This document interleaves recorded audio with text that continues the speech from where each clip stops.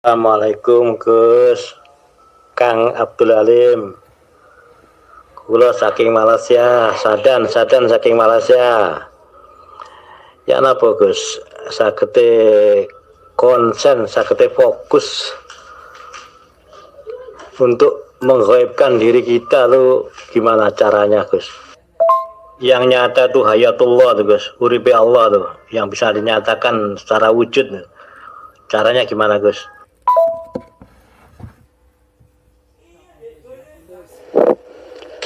Alhamdulillahirabbil alamin. Untuk agar kita bisa selalu konsentrasi, maka sadarilah dahulu, nyatakan dengan sepenuh kenyataan hakikat diri sejati manusia kita, yakni kita wajib bermakrifat kepada diri kita dahulu sebelum bermakrifat kepada Allah.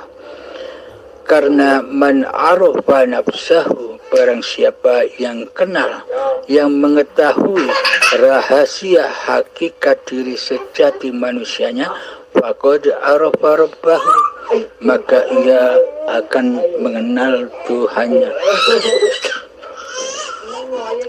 Bismillahirrahmanirrahim. Ketahuilah hakikat diri, hakikat sejati diri, sifat kita, sifat manusia itu adalah seluruhnya kebalikan dari sifat-sifatnya Allah, yakni sifat muhalnya Allah itulah sifat wajib bagi seluruh manusia. Maka dari itu, selama ini kita semua, kita manusia kan selalu memakai baju pakaian Tuhannya. Sifat-sifat Allah telah kita akui sebagai sifat diri kita. Wujud kita akui sebagai wujud diri manusia kita. Hidup kita akui sebagai hidup diri manusia kita. Kuasa kita akui sebagai kuasa diri manusia kita. Kehendak, daya upaya dan ikhtiar kita akui sebagai daya dan ikhtiar manusia kita. Selama ini tampilan-tampilan kita bak seperti Allah.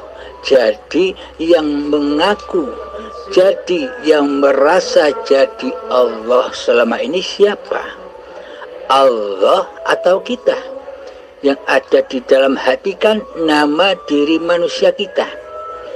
Nyawa, jiwa, roh, hati, hidup sudah kita kuasai, kita kapling-kapling dengan nama kita. Padahal nyawa, jiwa, hati, roh itu namanya Allah, Ruhullah, Hayatullah. Inilah yang harus kita sadari bersama. Nyatakanlah dulu di hati kita sifat-sifat diri manusia kita yang kebalikan dari sifatnya Allah. Jika Allah wujud, maka tiadakanlah, maka adamlah kedirian manusia kita di hati kita, nama manusia kita di hati kita, wujud diri manusia di hati kita. Tenggelamkan hayat manusia kita di hati kita. Tenggelamkan kuasa manusia kita di hati kita sehingga suci, bersih, fanah, hening dan hampa rasanya.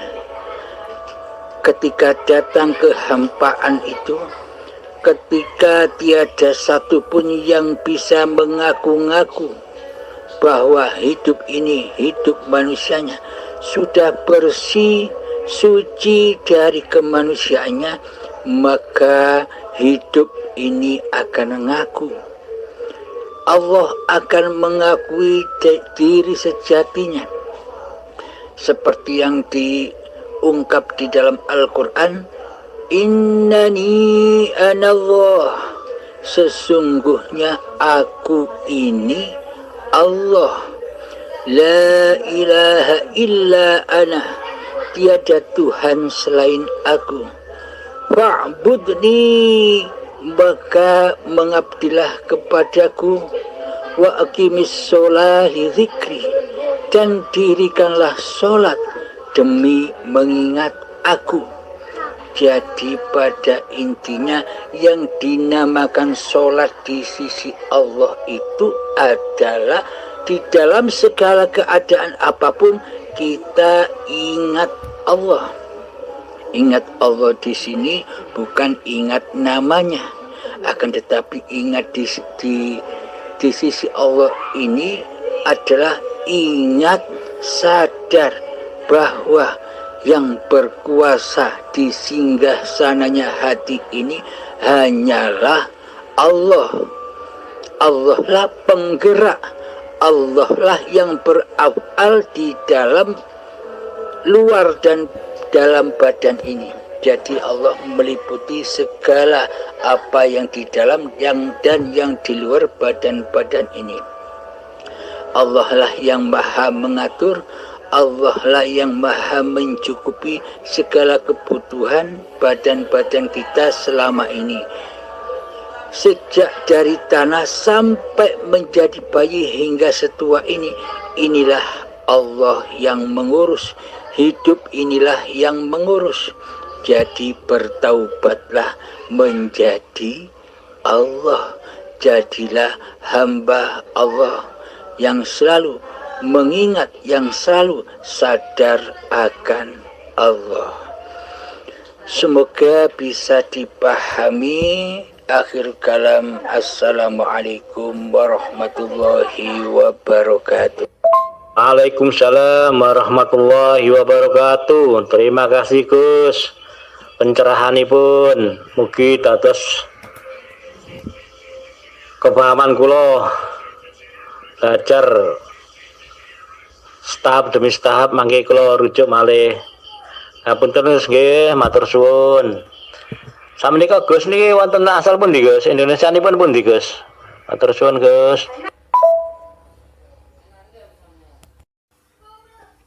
Assalamualaikum guru, saya Ardi dari Jawa Tengah. Mohon pencerahannya guru tentang Al-Maidah ayat 3. Karena saya lihat di bab kesucian itu memang kita secara syariat boleh untuk mengkonsumsinya, tapi di dalam kitab kesucian, bab kesucian yang saya lihat itu bahwa daging makanan berupa yang bernyawa itu mengandung darah dan itu diharamkan. Mohon pencerahannya guru. Terima kasih. Wassalamualaikum warahmatullahi wabarakatuh. Alhamdulillahirabbil alamin. Makanan yang halal dimakan ataupun makanan yang haram dimakan di sisi Allah adalah bila ketika makan kita lalai dari Allah, itulah makanan yang haram di sisi Allah. Makan apapun.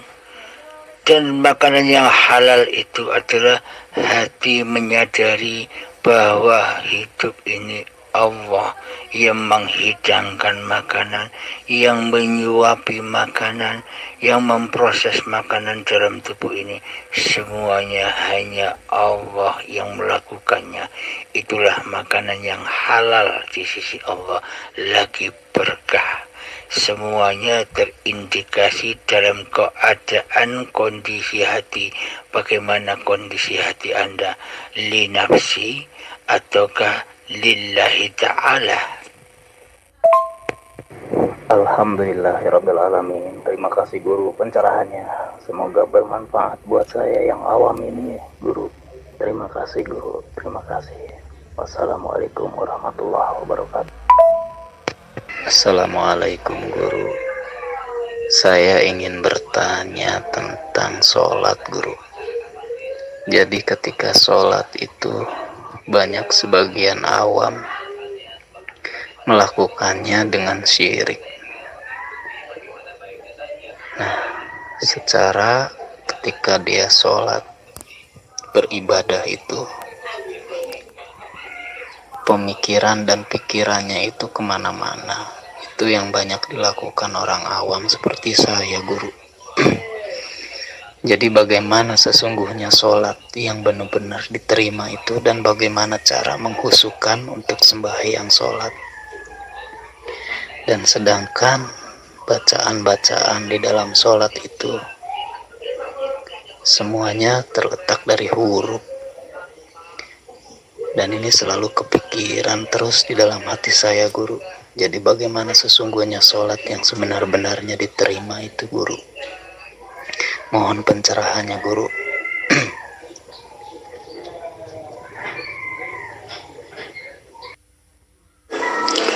Alhamdulillahirrabbilalamin.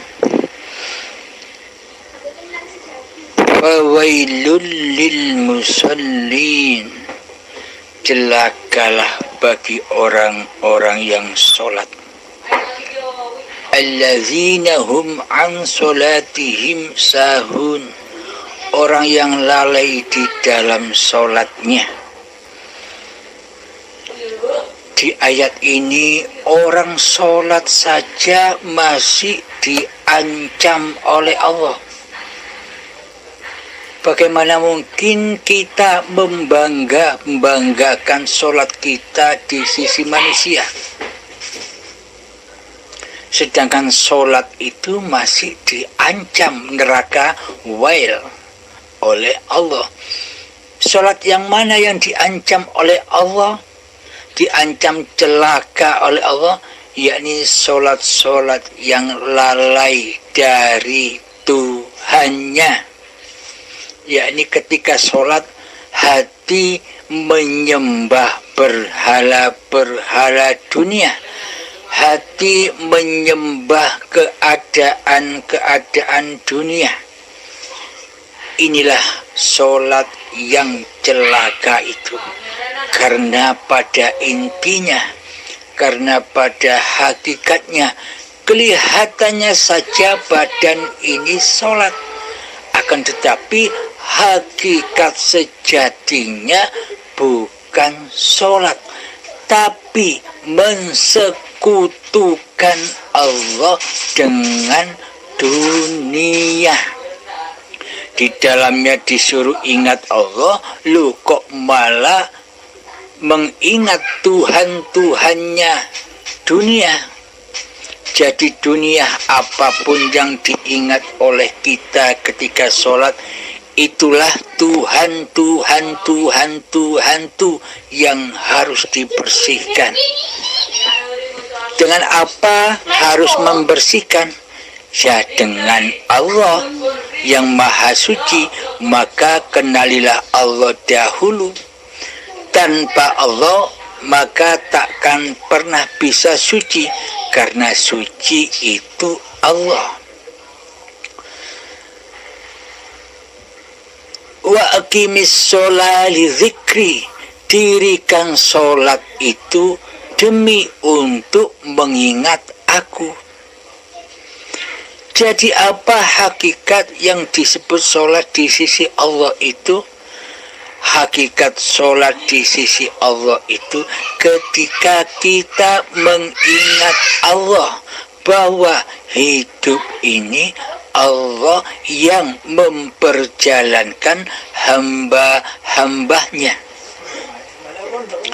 Coba kita ilustrasikan. Ketika Anda berjalan-jalan, akan tetapi di dalam hati Anda mengakui, mengingati, menyadari di hati bahwa sesungguhnya yang memperjalankan kaki ini bukan kaki bisa jalan sendiri. Akan tetapi kita menyadari bahwa kaki ini ada yang menggerakkan, ada yang memperjalankan. Siapakah dia? Dialah pencipta kaki dan badan itu, yakni siapa? Hayatullah lah sebagai penggeraknya. Jadi di dalam hati kita sudah tidak ada makhluknya lagi yang merasa merajai, yang merasa mentuhani di hati dan kehidupan ini. Yang ada hanya hayatullah di dalam jalannya kaki itu.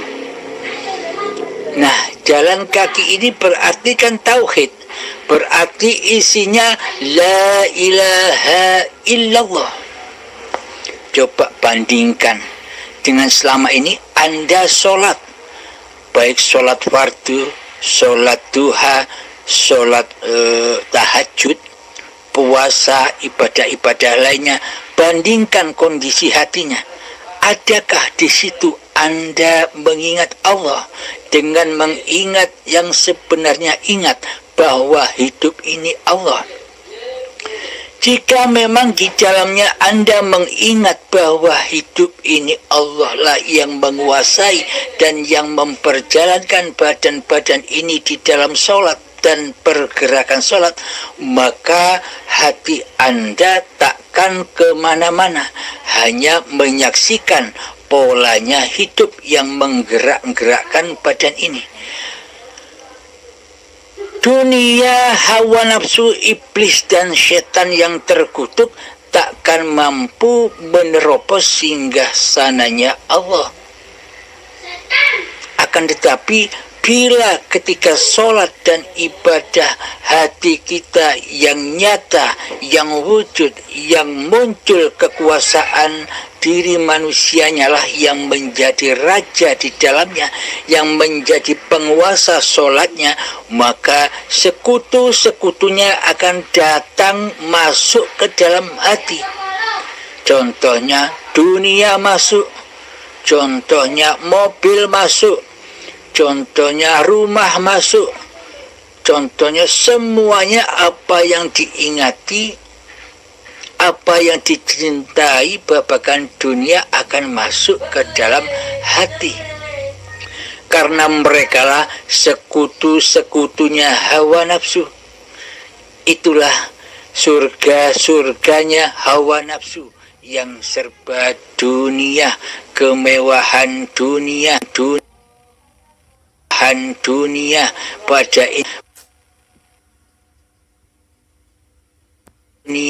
pada intinya, meskipun badannya kelihatan sholat, tapi hatinya tenggelam di dalam neraka, yakni mensekutukan Allah dengan dunia.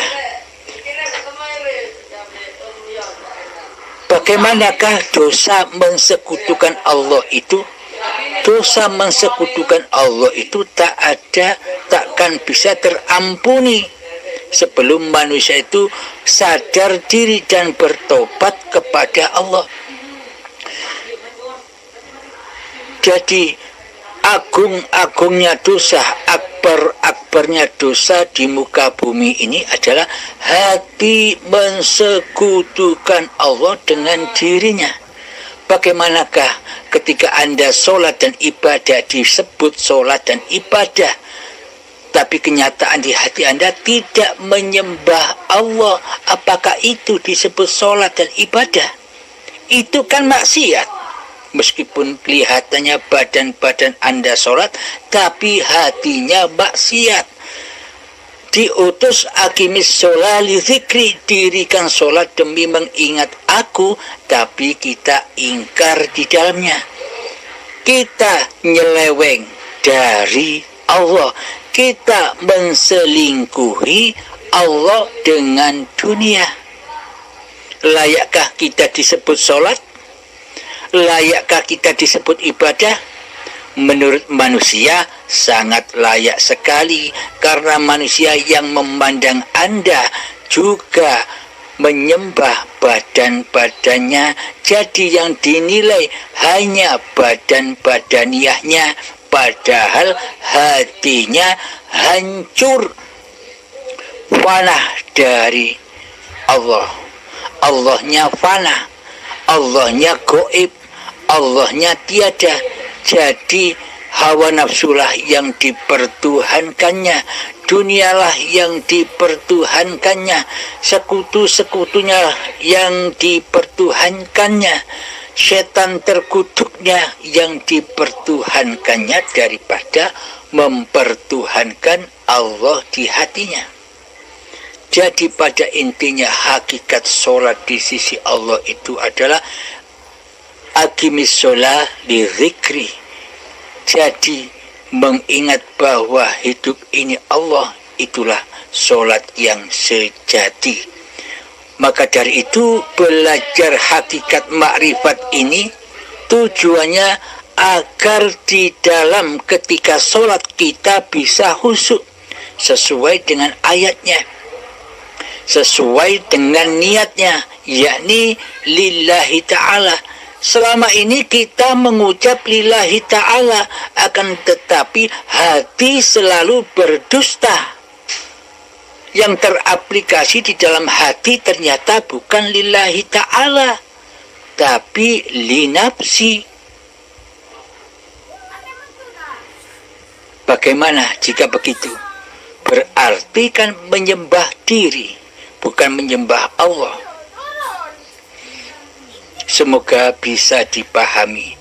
Semoga saya khususnya dan Anda serta kita semua selalu dibimbing oleh Allah Subhanahu wa Ta'ala, agar hati kita selalu berpegang teguh dengan Allah dan Kanjeng Nabi Muhammad Rasulullah sallallahu alaihi wasallam sebagai panutan kita bersama. Alhamdulillahirabbil alamin.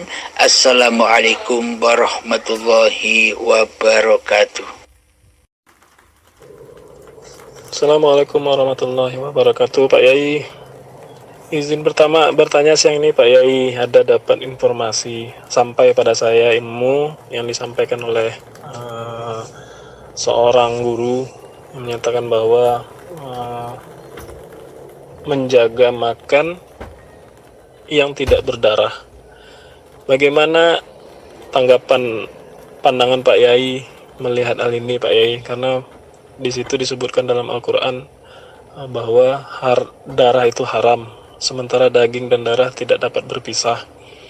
Dalam laku syariat tentu seperti itulah adanya. Tapi bagaimana kita menyikapinya Pak Yai? Terima kasih, mohon tanggapannya Pak Yai. Assalamualaikum. Waalaikumsalam warahmatullahi wabarakatuh. Tentang makanan-makanan, ikutlah syariatnya bagaimana. Yang terpenting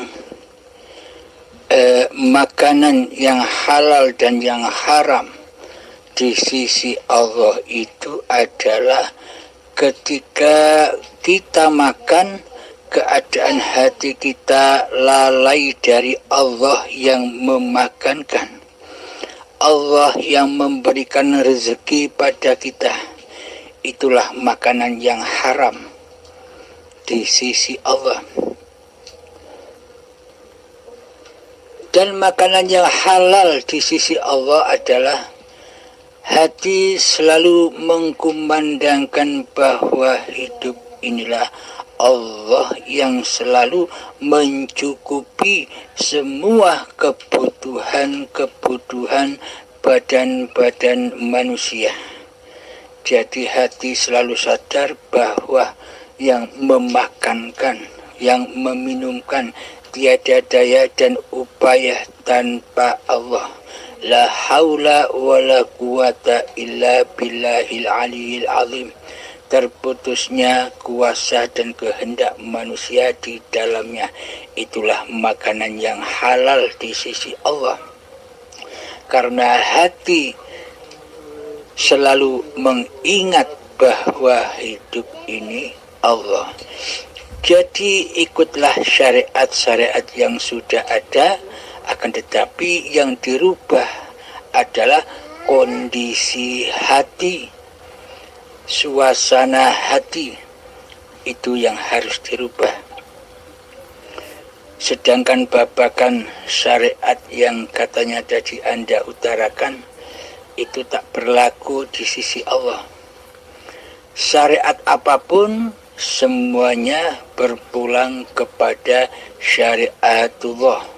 Bila manusia masih merasa dirinya bisa bersyariat, bisa mengatur-ngatur syariat, maka itu syariatun nas, syariatnya manusia, batil di sisi Allah.